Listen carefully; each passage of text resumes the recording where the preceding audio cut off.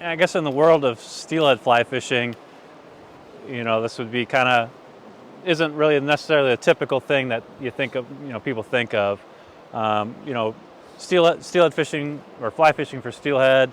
A lot of people think about swinging flies, two-handed rods, things like that. Um, this is basically kind of like a nymphing rig, except I'm just using an egg pattern under an indicator and just enough weight to try to get it down, to the bottom. This is a really effective technique, here in like the Coos Basin, a lot of the steelhead streams we have. It's got a lot of broken water, a lot of jagged areas.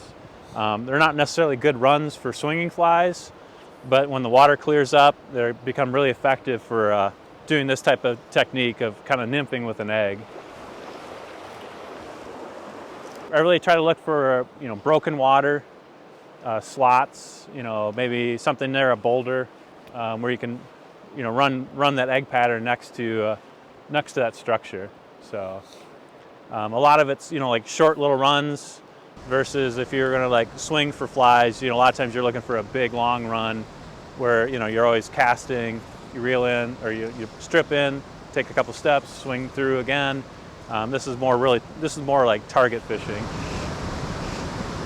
We're on some bedrock right now, and just out less than 6 to 10 feet, there's a ledge that a lot of times the fish will like to sit along there. And then on the far side, when the water's a little bit higher, they like to sit on the far side, and a little bit softer water over there too. So we're in a really popular fishing area right now. It's been picked over pretty well. There's hardly anybody out today, but we've had 2 weeks of no rain and the water's really dropped. But right. It's a really good time to do this technique for fly fishing. So.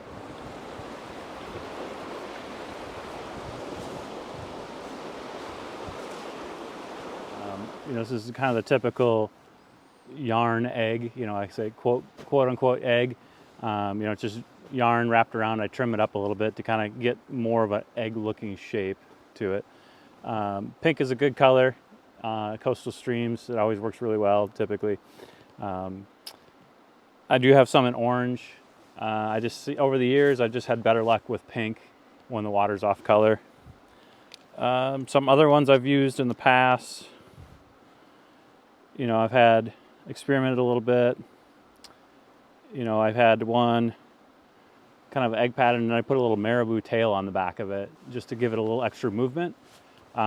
Typically when the water's a little bit clearer, maybe not as clear as it was today, but just gives a little extra movement to it. Have some kind of an orange, have some little bit of shine to them, a little glitter to it. Just different materials I tie with. And then I kind of have quote unquote the single egg pattern, which actually I just use hot glue and put it on a hook, and it makes it look pretty similar to like just a small single egg on its own. So those are the typical ones. There's other places. When I used to fish, worked over in Northeast Oregon, I'd actually use things like hare's ears over there, and even caddis larva patterns, and those even caught steelhead over there in the wintertime. So. And the others, I use some split shot. I always have split shot. It's in my pocket right now. Different sizes and quite a bit of them. Just trying to adjust to the conditions of the pool you're in. I try to go as light as I possibly can. If I feel like I'm in a run or in a slot that I feel like has fish, and I'm not getting bit, then a lot of times I'll just put a little extra split shot on and just fish back through that run again.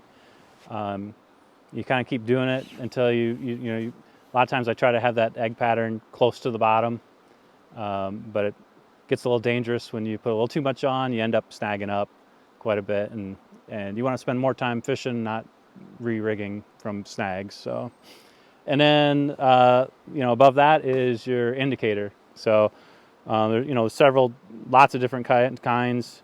These are the thingamabobbers. A lot of people use them.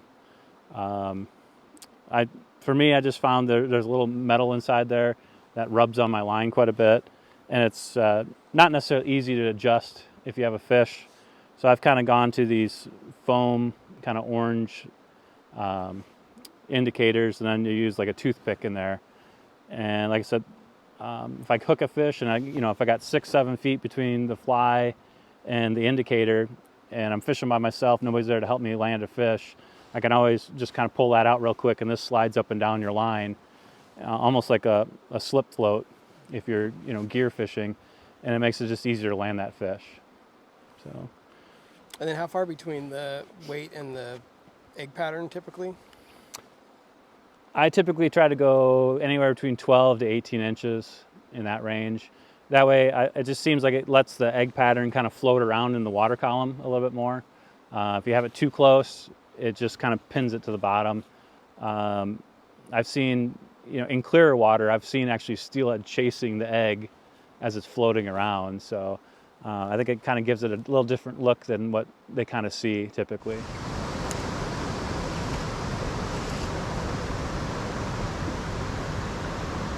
I use a 7-weight. It's kind of a lighter 7-weight. It was custom built blank. It was a blank lot that a friend of mine back in the Midwest made many years ago. Anything under a 7 is probably a little too light, and 7 or 8, that's about perfect. You get to like a 9-weight, that's almost too heavy. So something around, I like a 9-foot, 8.5 to 9-foot rod for length. And then a weight forward fly line. So that's important. You need a floating fly line to do the indicator fishing.